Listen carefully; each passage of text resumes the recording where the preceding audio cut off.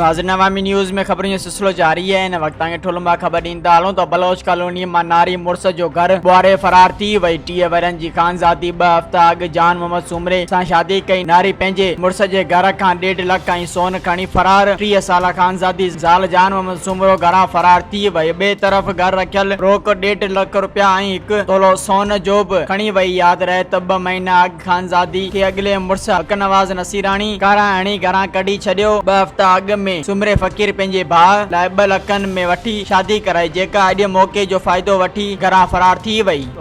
सही मसलो इहो आहे, मां वियमि रोज़ी ते, मुंहिंजो भाउ वियो कम ते, हिन जी घरवारी आहे ख़ानज़ादी नालो अथसि। 2 नंढड़ी छोकिरियूं बि अॻिले मुड़ुस में हुयसि, उहे बि खणी वई आहे। ऐं रहियो इहो सुवाल 1.5 लख मुंहिंजा पैसा बि पिया हुया ऐं तोलो सोन जो बि मुंहिंजो 10 वालियूं हुयूं, उहे तो खणी वई आहे। 1 बजे जो टाइम थींदो, हिननि ॿारनि मूंॾे फ़ोन कई, वारो कर भाॼई भॼी वियमि। उन ई टाइम पुॻुमि छोकिरी जे घर वियमि, पीउ ॾे, उहो हुनजो पीउ बि साम्हूं वेठो आहे। चए पियो त असांखे का ख़बर न आहे, अॻ में तूं कढ, असां अॻ में असां त तूं कढ तूं। इहा ई ॻाल्हि बेनती कराए आयो। हाणे जमादार बि आयो, वारदात सॼी ॾिसी वियो आहे। इहा ई ॻाल्हि आहे, असां मिसकीन आहियूं चिच, मां पिना त हे खाइनि, हे बि ग़रीब रोज़गार सां वियो, असां सां रन ज़ुल्म करे वई आहे।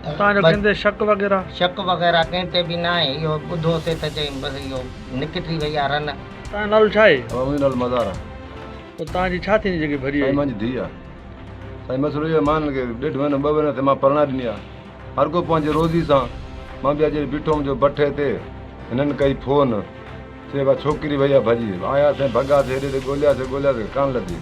अॻियों बाबा हुकुम फ़क़ीर जो, अॻियों फ़क़ीर पोयों मां। तव्हांजो कंहिं ते शक वग़ैरह? अब शक वग़ैरह असां कंहिं ते बि न आहे। माना तव्हांजो त असांखे ख़बर न आहे। असांखे ख़बर न आहे। जेकॾहिं सुभाणे तव्हां ते साबित थिए साईं असां सॼो फंक्शन बच्चा फ़क़ीर ॾींदासीं। मज़ीद खबरों और तफसीलात के लिए विजिट करें हमारी वेबसाइट www.awamiNewsHD.com।